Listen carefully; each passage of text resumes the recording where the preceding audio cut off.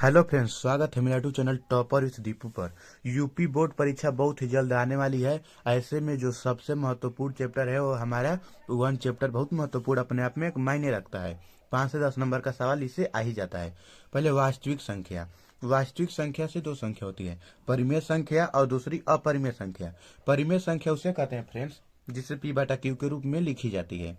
यानी जैसे शून्य, दो यानी दो का अब कहेंगे आप, 1 मिनट रुक जाइए आप, क्योंकि आप कहेंगे कि दो को हम कैसे पी बटा क्यू में, दो तो सिर्फ एक मान लिए हम पी, लेकिन इसे क्यू के यानी दो के बटा में हम एक तो लिख सकते हैं ना।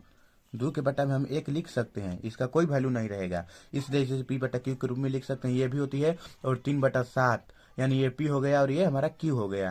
पी क्यू बी बटा क्यू भी कह सकते हैं और ए बटा बी भी कह सकते हैं, कुछ भी यानी यहाँ पर आप मान सकते हैं। देखिए अपरिमेय संख्या। अपरिमेय संख्या उसे कहते हैं जिसे बी बटा क्यू के रूप में नहीं लगा लिख सकते हैं। कड़ी में दो। कड़ी में दो को आप क्या लिखेंगे? अगर कड़ी में दो का मान यहाँ पर दो चाहे तीन कुछ तो इसका मान में परिवर्तन हो जाएगा, यानी कड़ी में दो एक अपरिमेय संख्या है। यहाँ पर अब पूर्णांक संख्या।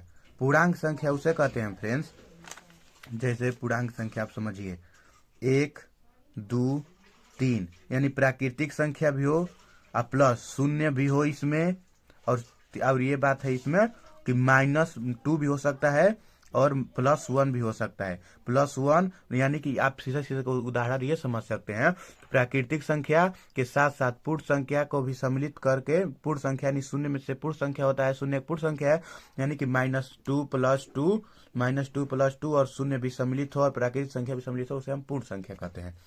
अब पूर्णांक पूर्णांक कहते हैं, सॉरी फ्रेंड, हम पूर्ण संख्या कभी करें पूर्णांक कहते हैं।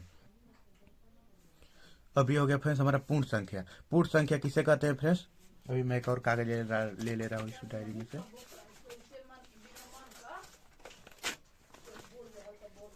पूर्ण संख्या यानी कि 1, 2 प्राकृतिक संख्या के साथ में यदि 0 को भी सम्मिलित कर लिया जाए तो उसे हम पूर्ण संख्या कहते हैं। यानी कहते हैं ना कि पार्टी आप कहीं मनाएंगे जाएगी तो अरे हो के शामिल कर लो, पूरा ये तरह अच्छा ना लगी, तो वैसा ही यानी कि प्राकृतिक संख्या में यदि 0 को भी सम्मिलित कर लिया जाए तो हमारा क्या हो जाती है? पूर्ण संख्या। अब प्राकृतिक संख्या 1 से लेकर अनंत तक जितनी भी संख्या आई दुनिया में सब प्राकृतिक संख्या है। यानी प्राकृतिक नाम ही है प्राकृतिक, यानी 1 से शुरू करके जहां तक आप ले जा पूरा प्राकृतिक के बाद।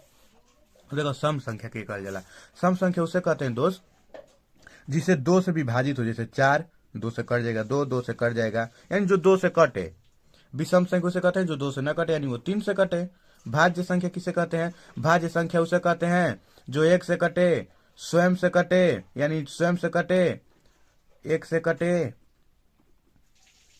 1 से कटे, स्वयं से कटे और एक और अन्य संख्या से कटे। तो आप समझिए यहाँ पर 2 है, 1 से कटेगा और सिर्फ स्वयं से कटेगा, तो यानी कि ये हमारा भाज्य संख्या नहीं है।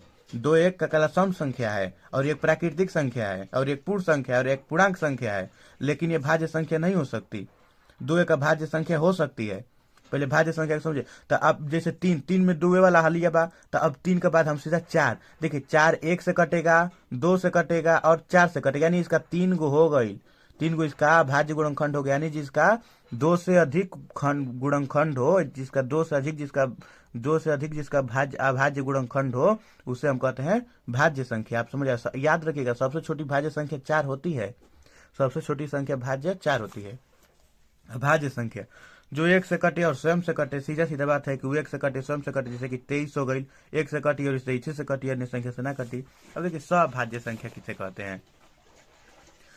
बहुत ही इसको आप इम्पोर्टेंट है कि सभाज्य संख्या कहते हैं, यानी कि इस पर सवाल भी आता है सभाज्य संख्या पर। अगर आप समझ लेंगे ना तो आपको सिद्ध करने में प्राकृतिक संख्या परिमेय संख्या देरी नहीं लगेगा। देखिए सभाज्य संख्या उसे कहते हैं जैसे कि जिसका मौसा पर 1 हो, यानी जिसका एलसीएम 1 हो, यानी जैसे 2 4 कैसी संख्या है बताइए आप? ये सभाज्य संख्या। देखिए इसका गुणनखंड क्या होगा? 2 होगा, 1 होगा, इसका 2 होगा, 1 होगा, यानी इसका गुणनखंड क्या हो गया? एचसीएफ इसका 2 होगा, तो यानी ये नहीं है। जिसका मौसा पर 1 हो, यानी 8 25, 8 25, यहाँ पर हम लिख सकते हैं 9 और 25 भी लिख सकते हैं, यानी कि कोई इसमें कॉमन ना मिले, इसका कोई कॉमन ना मिले, सिर्फ 1 मिले। एक तो हर संख्या मिलता है, यानी इसको अभाज्य संख्या में कुछ अभाज्य संख्या जैसे कुछ है, यानी कि दोनों में तालमेल ना खाए। एक सम हो तो दूसरा का को भी सम लगभग रहना चाहिए। अब अगला पेज पर आते हैं फ्रेंड।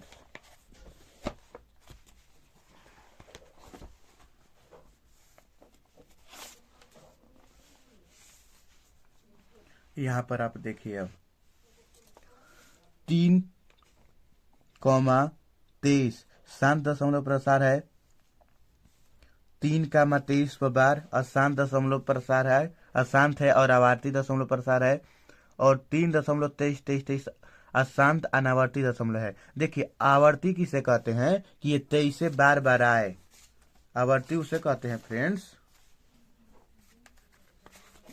अभी मैं फिर एक पेज ले रहा हूं।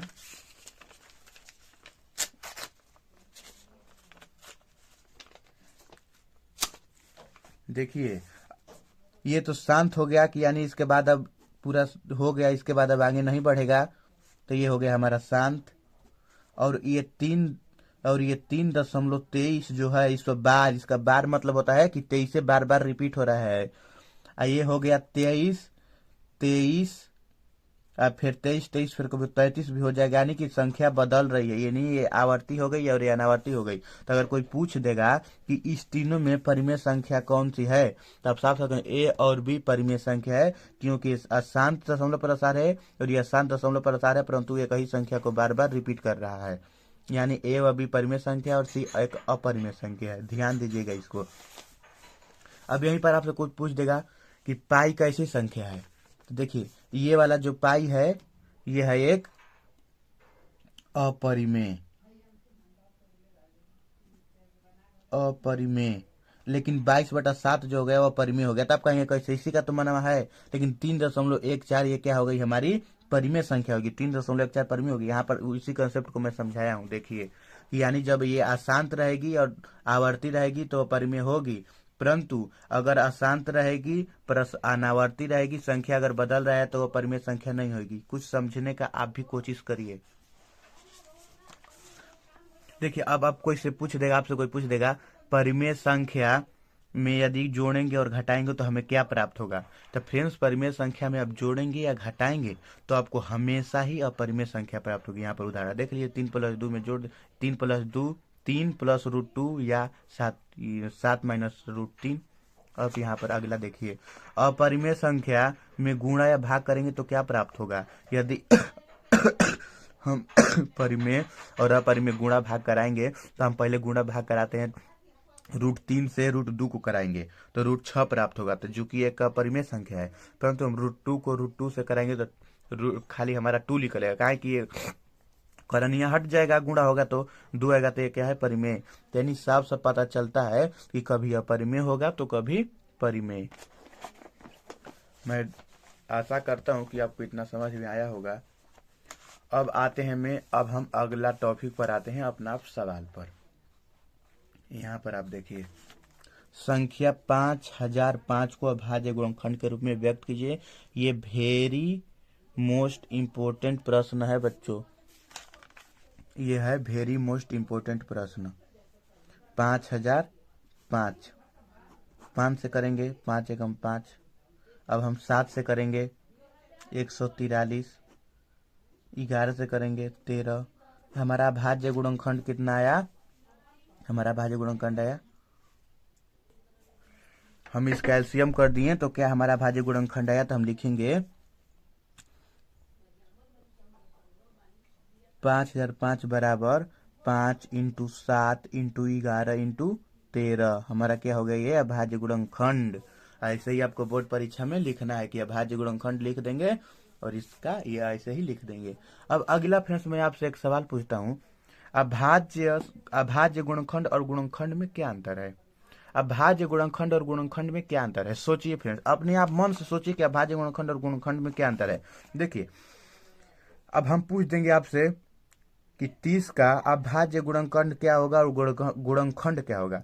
देखिए दोस्तों, अभाज्य गुणनखंड इसे कहते हैं जिसमें 30 को हम क्या लिख सकते हैं, पहले आप ये समझिए 30 को हम क्या लिख सकते हैं, 5 × 6, 1 × 30, और किसे 30 होता है 10 × 3 लिख सकते हैं। तो ये हमारा हो गया गुणनखंड, लेकिन हम इसको लाइन में लिखेंगे 2 से, पहले 30 को 2 से कटाएंगे 15 हो गया, फिर 3 से कटाएंगे 5 हो गया, 5 × 15 तो 30 हो गया, कट गया।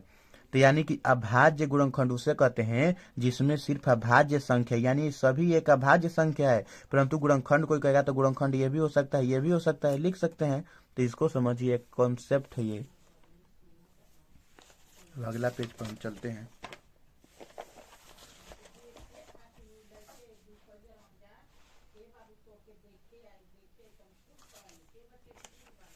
निम्न में से 100y का मान ज्ञात कीजिए। देखिए 7429, ये हो गया हमारा 17। यहाँ पर x का मान पूछ रहा है, यानी कि इसमें जब भाग देंगे तभी ना हमारा x का मान पता चलेगा। तो हम इसमें जब भाग देंगे तो 437 आएगा, तो यानी यहाँ पर हो गया हमारा 437। अब यहाँ पर y ये हमने पहले से लिख दिया है 23, लेकिन आप इसको सोचिए कि यहाँ पर नहीं, रुकिए मैं अभी इसको टोक दे रहा हूँ तो आपका माइंड भटकेगा। यहाँ पर मैं लिख दे रहा हूँ y, यहाँ पर आप y का मान बताइए। तो जब 437 प्राप्त हो गया, फिर यहाँ पर 19 इसमें जुड़ा है तो